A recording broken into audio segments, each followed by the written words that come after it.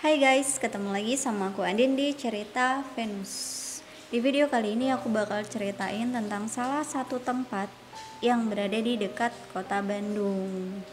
Jadi tempatnya itu informasinya sih dulu mungkin sebuah villa penginapan, tapi itu juga udah lama sih, dan tempat itu sekarang benar-benar kosong, nggak ada yang datang sama sekali, dan rumput-rumput yang ada di dekat cottage-nya itu juga udah tinggi-tinggi. Mungkin karena informasi mengenai tempat itu seperti apa, karena juga tempat ini dulunya pernah dijadikan salah satu tempat syuting dari film Susana, mungkin film yang entah keberapa, yang jelas itu pernah digunakan untuk lokasi syutingnya. Jadi kalau kalian datang ke sana, sebetulnya sih nggak terlalu jauh dari perkampungan, tapi warga kampung pun ragu untuk masuk ke dalam wilayah itu. Jadi kalau kalian masuk, informasi yang aku dapat itu rumahnya kan tingkat 2. Jadi kalau kalian masuk ke dalam, kalian tuh bakal ketemu sama sosok yang hitam, dari ujung rambut sampai ujung kaki itu hitam, rambutnya panjang. Mau dibilang Miss K juga enggak, beda sih, kan Miss K tuh bajunya putih atau merah, tapi ini benar-benar hitam dari ujung rambutnya sampai ujung kaki, dan jalannya pun mereka merangkak. Aku ngomong mereka karena memang gak cuma satu, jadi ada beberapa yang sosoknya atau wujudnya seperti itu. Tapi kalau yang warna merah atau warna putih pun juga sebetulnya banyak di situ. Jadi kalian bakal ketemu sama sosok yang kalau misalnya dia juga gimana ya, dia tuh antara ketekan atau gimana, dia tuh nggak bisa ngomong. Jadi kayak pengen ngomong tapi ketahan, entah itu ada yang pegang leher mereka atau gimana. Itu juga ada seperti itu. Sosok yang diikat pun banyak, pocong itu banyak juga di tempat itu, karena memang kan nggak cuma satu rumah, jadi ada beberapa rumah, dan rata-rata di setiap rumahnya itu pun sama, yang diikat ada, yang merangkak ada, yang normal yang pakai baju putih atau merah pun ada. Tapi di situ juga ada sosok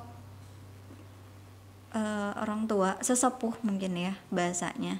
Itu juga dari informasi yang aku tahu, karena sebelumnya ada mediasi juga di sana, dia bilang kalau memang mau datang ke situ itu dianggapnya bukan cuma satu tempat, meskipun itu satu nama tempatnya, lokasinya, tapi karena itu ada beberapa cottage atau villa-villa seperti itu juga ada, dibilang apa ya, balai-balai gitu yang ada di lokasi itu. Ternyata tuh penunggunya atau yang tinggal di situ tuh beda-beda. Jadi disarankan kalau misal kalian datang ke situ, kalian minta izin di setiap tempat yang kalian kunjungi. Karena ya dalam rumah pun ada beberapa kamar juga, di dalam kamar beda-beda kan. Jadi ya jelas sih kalian harus minta izin di situ. Permisi sih lebih tepatnya. Jadi kalau misalnya kalian situ, yang ada di situ pun sebetulnya nggak suka kalau misalnya kalian bawa terlalu banyak cahaya, lampu atau apapun itu pencahayaan, mereka kurang suka karena mereka udah terbiasa dengan yang gelap seperti itu. Jadi informasinya yang aku tahu sebelumnya memang nggak ada yang datang ke situ, tapi karena ada salah satu orang lagi yang mencoba mediasi dengan mereka yang ada di sana, mereka mengakunya bahwa sebetulnya ada yang datang ke sana. Manusia tuh ada yang datang ke sana tapi dengan niat terselubung. Jadi mereka bakal bawa makanan buat yang ada di situ, yang tinggal di situ, tapi mereka meminta istilahnya tuh minta nomor togel seperti itu. Ya, yang diajak mediasi pun bilang kalau sebetulnya ya mereka juga nggak tahu nomor-nomor gimana, jadi mereka nggak ngasih ke mereka cuma ambil makanannya aja. Jadi ya kalian pikir aja sih, buat apa sih minta-minta nomor togel seperti itu, kayaknya nggak ada gunanya juga. Terus juga kalau misalnya kalian coba keliling di daerah situ, kalian juga bakal nemuin sosok yang dibilang setengah-setengah sih, jadi antara manusia sama harimau itu posisinya, atau singgah sananya tuh ada di toilet.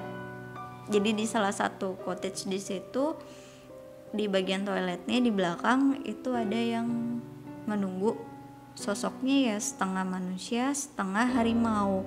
Makanya jadi kalau kalian ke situ, kalian dengar kayak aungan-aungan harimau itu ya memang ada sebetulnya di situ. Dan kalau misalnya kalian masuk pun, rata-rata informasi yang aku tahu, mereka tuh sebetulnya pengen keluar, pengen pindah dari lokasi itu.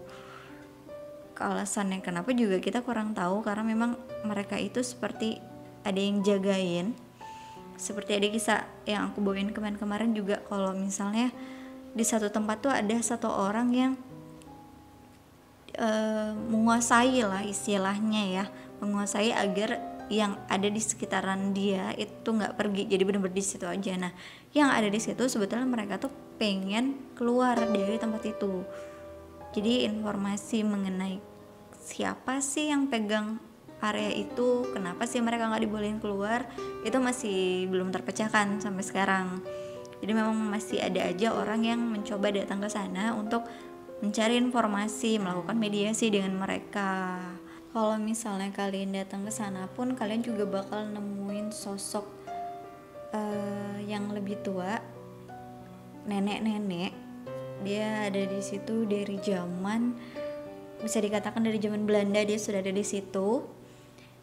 Dia itu sebetulnya penduduk di luar daerah situ. Jadi karena dari zaman Belanda itu memang ada informasi kalau salah satu tempat penduduk itu tuh harus mengosongkan wilayah mereka. Jadi yang ada di situ mereka harus pergi keluar mencari tempat tinggal baru. Nah, sosok nenek itu ada di situ bersama teman dan keluarganya. Tapi mungkin karena memang nggak berani keluar atau apa, jadi dia ada di situ, dia bersembunyi di wilayah itu sampai akhirnya temannya itu mungkin ketahuan ya sama yang Belanda itu, menari-menarinya itu. Jadi temannya itu diseret pergi, tapi nenek itu tetap di situ, dia tetap bersembunyi.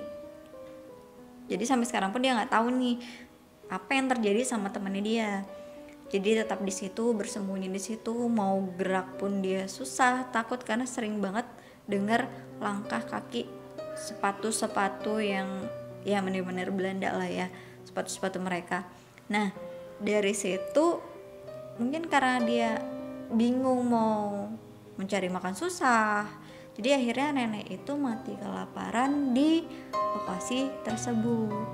Mungkin karena dia udah nggak bernyawa lagi, jadi anaknya, dia tuh jadi punya anaknya pergi meninggalkan dia. Nah, kenapa nenek itu tetap ada di situ walaupun dia sudah istilahnya udah nggak bernyawa lagi? Dia berniat menunggu anaknya datang ke lokasi tersebut, jadi tetap di situ, dia nggak pergi kemana-mana. Dia sebetulnya ingin pergi, cuma dia juga punya niatan untuk, kalau aku pergi aku mengganggu orang nggak ya, mungkin dia masih berpikiran seperti itu. Jadi dia tetap di situ menunggu sampai anaknya itu datang menemui dia. Jadi bayangin aja udah berapa tahun yang lalu, zaman Belanda, dia masih di situ sampai sekarang. Dan informasi yang kita tahu dari situ, dari nenek itu pun, sosok nenek itu berkata kalau sebetulnya dulu tuh pernah ada kegiatan di situ, ya mungkin salah satunya waktu syuting itu. Tapi setelah ada kegiatan itu, tempat itu langsung kosong. Ya entah mungkin mereka dulu sempat diganggu oleh yang sosok-sosok yang ada di situ, jadi mereka pergi dan nggak pernah datang lagi atau gimana. Yang jelas informasi dari nenek itu bilang setelah ada kegiatan itu tempat ini kosong, benar-benar kosong. Sebetulnya warga yang tinggal di daerah situ pun punya pelihara, punya peternakan yang memang hewan yang mereka itu butuh rumput-rumput. Nah, sedangkan di tempat itu, di wilayah itu tuh rumputnya tinggi-tinggi banyak, tapi tidak satupun yang berani masuk ke dalam tempat itu seperti yang aku bilang tadi. Jadi kalau misalnya kalian berminat yang memang punya nyalinya besar, ya silakan aja kalian datang ke tempat itu, coba sendiri gimana sensasinya. Karena kalau dibilang ini wisata horor juga, aku nggak bilang ini wisata horor, cuma ini merupakan tempat yang jarang sekali dikunjungin orang karena memang sangat banyak sekali. Jadi bukan cuma di dalam ruangannya, tapi di balai-balai yang ada di luarnya pun tuh ada sosok-sosoknya. Dan kalau dibilang dari bangunannya pun sendiri itu masih bagus banget. Jadi informasinya tuh kalau misal kalian lihat ke sana, bangunannya tuh sebenarnya masih layak pakai. Jadi benar-benar masih bagus. Jadi kalau kalian lihat langsung pun jati-jati di bangunan itu tuh masih bagus banget, masih kuat, tapi nggak ditempatin karena memang ya mungkin gangguan-gangguan yang mereka alami, mereka rasain itu memang iya kalau menurutku agak mengganggu sih memang. Dan di sana juga banyak anak kecil, sosok anak kecil yang informasinya juga dia suka iseng melihatkan muka aja, jadi benar-benar muka ya, jadi badan tuh nggak kelihatan maksudnya. Jadi mereka tiba-tiba ngeliatkan muka mereka. Nanti kalau misalnya orang itu kaget, mereka ketawa-ketawa, kayak senang aja gitu gangguin orang-orang yang kebetulan ada di situ. Dan kalau misalnya kalian mencoba silakan aja, tapi informasinya itu lokasinya di dekat daerah Bandung, kota Bandung. Jadi kalian cari aja tuh informasi itu di mana sih tempatnya, kalian pasti penasaran dengan tempat itu. So, inilah cerita yang bisa aku sampaikan ke kalian tentang salah satu lokasi syuting dari sosok yang legend banget, Susana. Dan aku harap kalian suka dengan video aku. So don't forget to like, share, and subscribe this video. Bye bye.